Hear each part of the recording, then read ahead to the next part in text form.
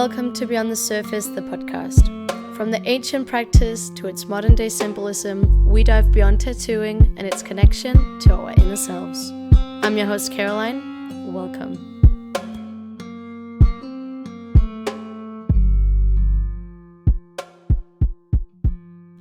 Hello, everyone, and welcome to yet another episode of Beyond the Surface, the podcast.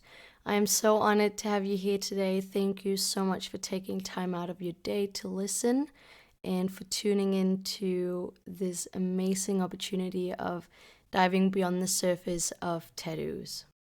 If you are new here, welcome. My name is Caroline and I'm a tattoo artist focusing on bringing back the spiritual aspect of tattoos. This is a safe space where we talk about everything from getting a tattoo, how to prepare for your session, and how to choose a design that resonates with you, and just everything that goes beyond just getting a tattoo.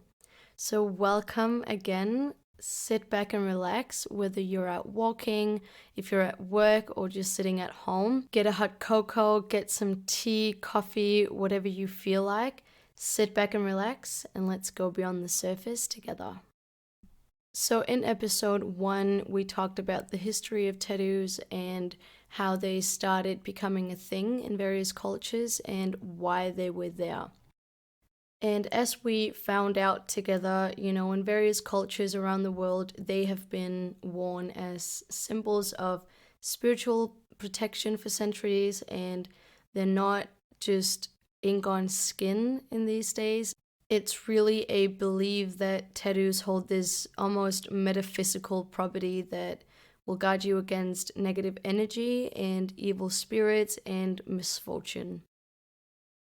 And one of the most common beliefs is that tattoos can serve as a powerful talisman, almost kind of like a shield that protects the wearer from harm. And you can see it when people get, for example, a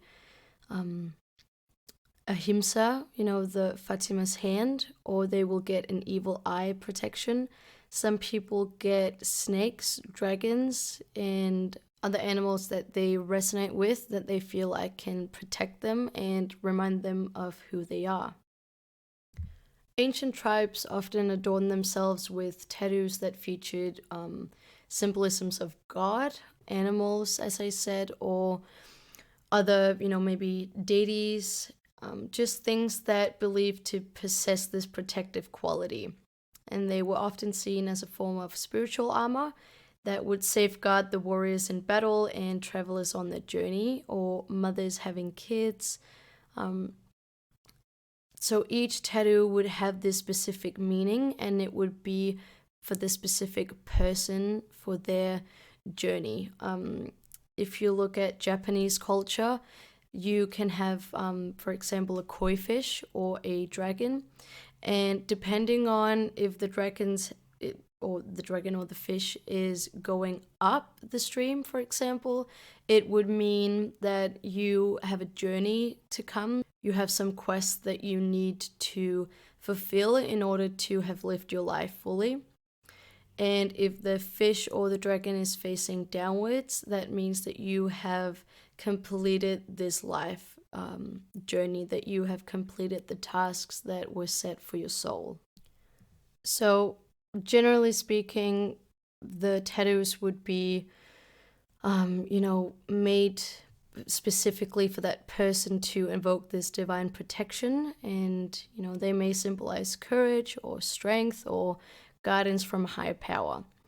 But the design itself wasn't the only thing that was considered in these times. It would also be a sacred ritual.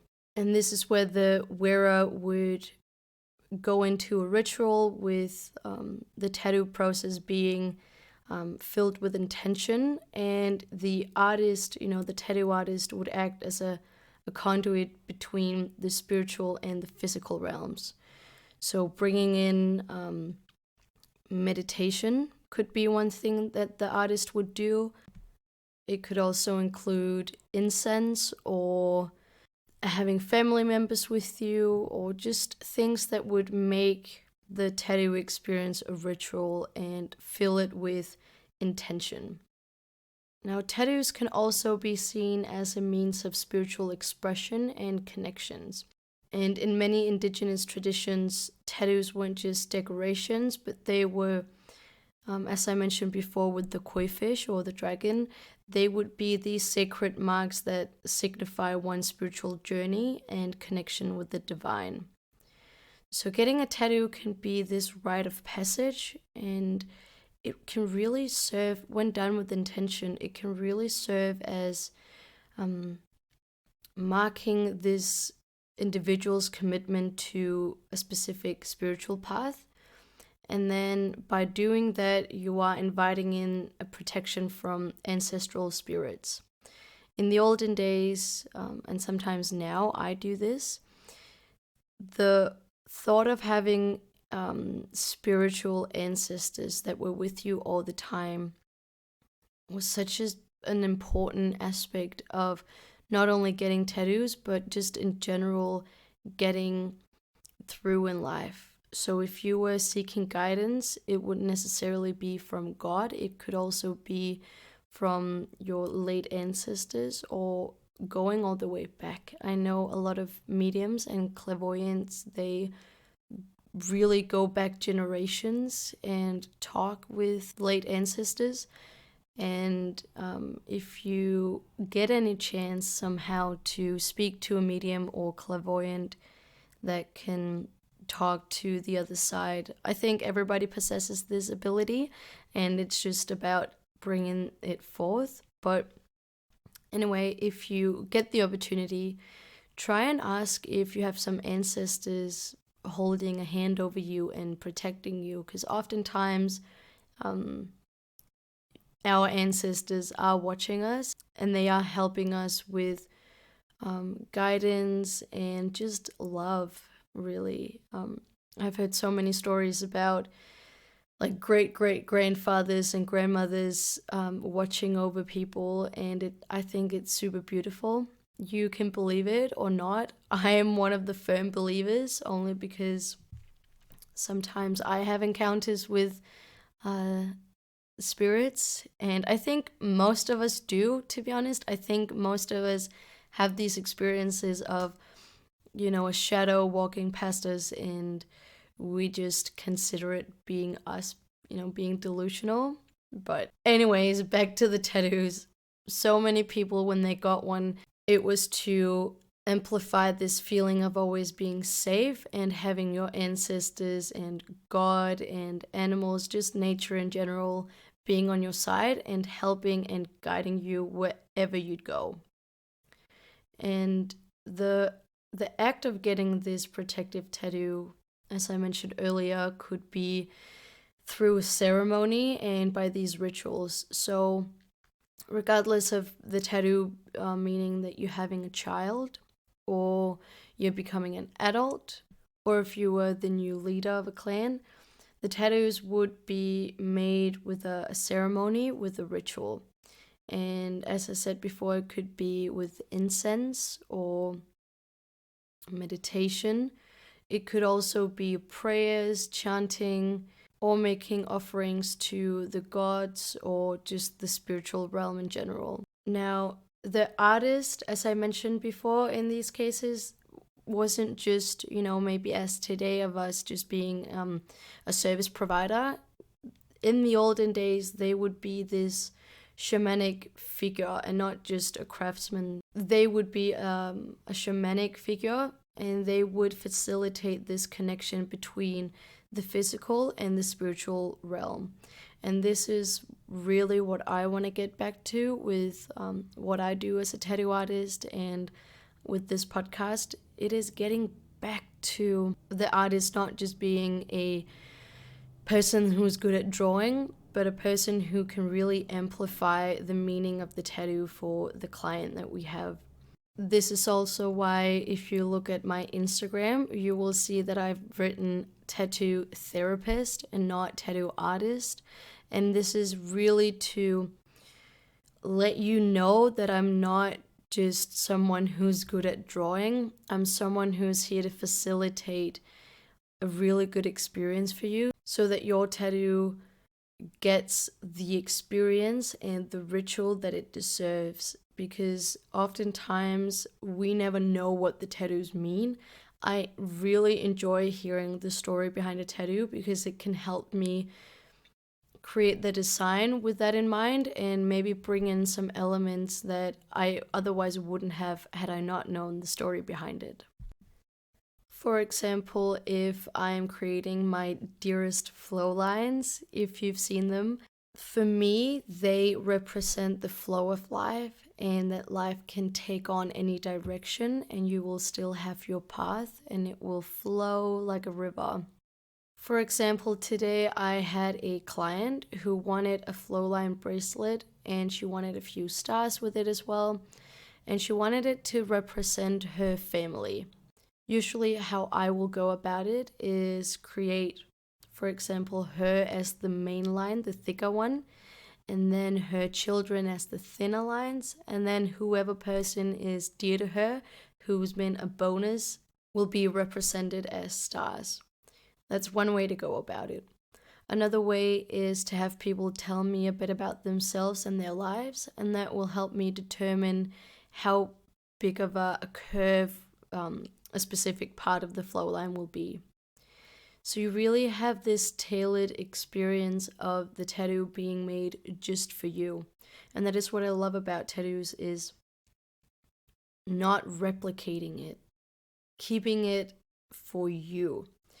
Often I make ornaments and these flow lines, but I will also just do fine line tattoos where the design is chosen by my client. What I don't like necessarily is Pinterest tattoos. Not that they can't be pretty or they can't be nice, but 10,000 other people will most likely have it. And I want to make sure that my client gets the best of the best. Sometimes I will make the same design. It's really difficult to do a spin on a heart or do a spin on the infinity sign if that's what you want. But getting an ornament, for example, I do loads of ornaments. I love them. Together with flow lines, they are my most favorite thing to make. And I always take it from scratch, making it for this person. You can always bring in elements that you like, but making it so that it's for that specific client is what I love the most, because then that the tattoo is for you. It is for your eyes only. It represents you and not just a photo that you found on Google or Pinterest. And as people are becoming more aware of the meaning behind tattoos and finding artists like me or other tattoo therapists or artists that hold ceremonies and rituals, the spiritual significance really doesn't wane, it just gets amplified. And so many people nowadays are seeking tattoos just not for aesthetic reasons, but also, because of spiritual traditions. If you see mandalas or runes or sacred geometry is a really big one. Whether you want it or not, they will have protective qualities, especially, sacred geometry. Look it up if you're thinking about getting one. Look up the meaning behind them. For example, it could be the seed of life, the flower of life, Metatron's cube, the Sri Yantra, which is my favorite, represented by Kali, the goddess. But look into the meaning behind it, because there might be a meaning behind the symbols that you're getting or the patterns that you're getting. And as people are starting to come back to this ancient practice with a more loving and respecting way, I really think more people are going to realize and start believing, if they don't already, that the symbols that you get can create this barrier that will repel negative energies and allow you as the wearer to move through life with confidence and grace. Like, I mentioned this in an earlier episode. I have two eyes, so one in each palm of my hand, and every time I meditate, I look at it. I have Kali on my right arm for protection. Then I have various Amatzir symbols from Morocco, tribal. One means the free man, and the other one is the evil eye protecting me in all four directions. Then on the front of my, like on my chest, I have the eternal knot from Buddhism. And these tattoos just constantly remind me almost every time I look at them, and especially with the eternal knot. Every time I speak, I am reminded that karma is always going to come back. It's an endless cycle. Life is an endless cycle. And it makes me aware of how I speak. And it just makes me aware of how I interact with people. So all of my tattoos have a meaning. Even if they don't have a specific spiritual meaning, they are a fond memory of a cycle. I always get tattoos when I'm either entering or exiting a cycle.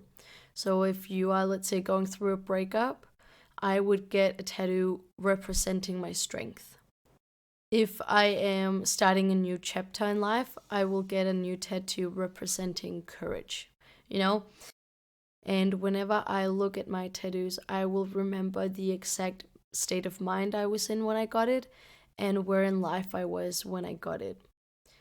And it means the world to me. And I'm sure a lot of you listening, if you look at the tattoos that you have, you will be sent back to the moment you got it. What state were you in? Where in life were you when you got it? And it's just beautiful. So yes, I think tattoos can be a form of spiritual protection if you respect both the design that you're getting as well as the process. So giving yourself time to meditate through the process or really taking in the experience. We spoke about this on the last episode, episode 4. And if you let it be your protection, if you let it be your encouragement, if you let it be this thing that will remove negative energy, even if it's placebo, I think it will assist you in moving towards the person that you have always meant to become. I really believe that tattoos, they bridge this gap between the physical and the spiritual world, like the metaphysical worlds. And tattoos in every form and meaning, they serve as a tangible reminder of the unseen forces that guide and protect us every single day.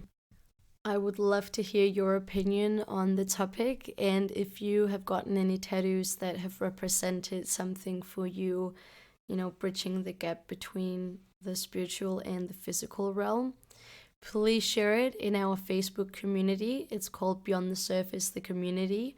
If you feel like chatting with me about a tattoo design that you have in mind, feel free to either send me an email on misscarlytattoos@gmail.com or send me a message on Instagram. Thank you so much for diving beyond the surface with me and for exploring an art form that has stood the test of time, evolving and adapting throughout the centuries. If you enjoyed this episode, please give it a review, subscribe, and share to your social media.